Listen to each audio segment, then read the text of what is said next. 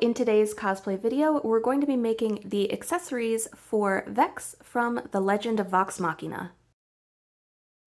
To make Vex's armbands, I'm going to be using McCall's 7421, their unofficial Star Wars Rey pattern, and just using the pattern for these, but you definitely don't have to do that. You could make your own.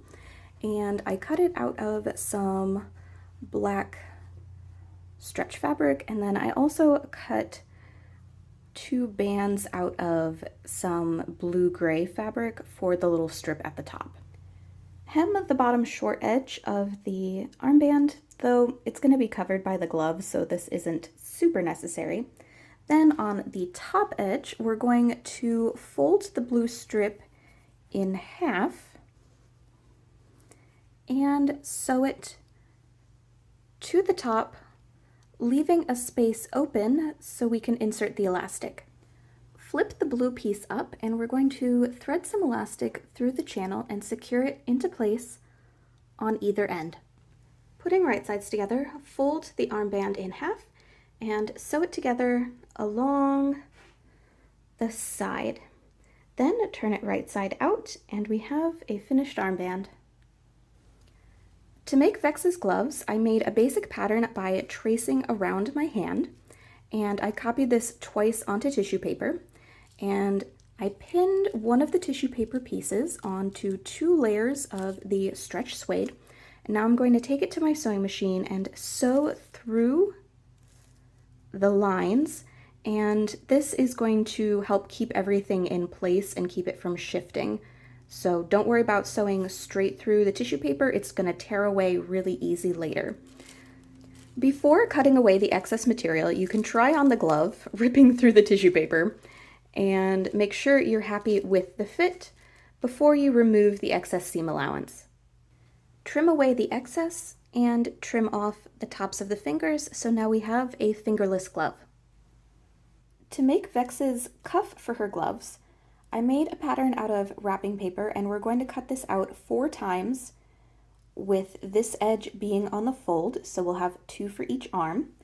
And I'm filming this a little out of order, so in hindsight I would have had this be less curved and a little bit more straight, but at this point it's a bit too late for me to change that. In each of the cuff pieces, we're going to cut 2 1-inch slits on one side of the cuff. This is going to be the belt loop for her glove belt things that she has. Putting right sides together, sew the cuff pieces together along the side seams. Turn the cuff right side out, fold it in half, and sew it to the base glove. For her glove belt thing, I took a piece of pleather and hemmed it. Insert the belt through the slashes on one side of the cuff. Tuck the edges of the belt into the other slits and sew them in place. And we have a finished glove. Here's what it looks like on. It's not perfect, but it's good enough. For her hair clip, I made a pattern out of paper, cut it out of EVA foam, and then glued a clip onto the back of it. I also glued on some ribbon to further secure the clip on. To finish off Vex's hair clip, I sealed the foam using Mod Podge and then painted it using the Plaid FX paint in the color Commander Navy. I should point out that some of these products were gifted to me in a PR box a while ago, but they don't know I'm making this video. But I did feel the need to still point that out. For Vex's bow, I printed it using a 3D file that I purchased online. I'll put a link to it in the description box below. And this is what it looks like all together. Obviously, it still needs to be painted. The only problem, and I don't even really think it's a problem, but one thing I did find out is that the hole for the handle is off center, so you do need to make sure that this piece is a mirror image, but other than that, everything went together really well. And it has slots in it, so you just cut some wooden pegs to help anchor everything together and super glue it into place. For a bit of a decorative touch, I wrapped the handle in some faux stretch suede and hand sewed it into place. For the bow string, since the bow is not actually functional, I just used some elastic cord and tied it to the holes on either end that were already part of the bow. To go along with the bow, I'm making an arrow to pose with it, and I cut the arrowhead piece out of some EVA foam and hot glued it to the end of a wooden dowel. And on the opposite end, I cut some more EVA foam and hot glued it on. And here's what the arrow looks like painted.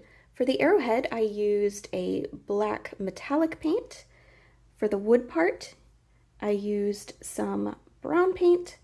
And then for the end of the arrow, I used white as a base and then went over with a metallic white just to give it a little bit more detail. I'm not the best at painting, but I tried to have my brush strokes go along the edge as if they were the markings on a feather. I made some matching fake arrows that are just decorative, using the same methods that I used for my full-length arrow. To make Vex's quiver, I cut 2 of the base quiver shapes, one out of some dark brown pleather, and the other out of some black cotton. This one will be the lining. I cut the designs on her quiver out of black pleather and then top stitched them to the quiver itself. The reason why there's all this tape on it is because I can't really use pins to hold these together since it'll leave permanent holes, so I just used basic Scotch tape to keep them in place as I sewed them down. I should point out that I've never had issues with this technique before, of course, until I do it for this video.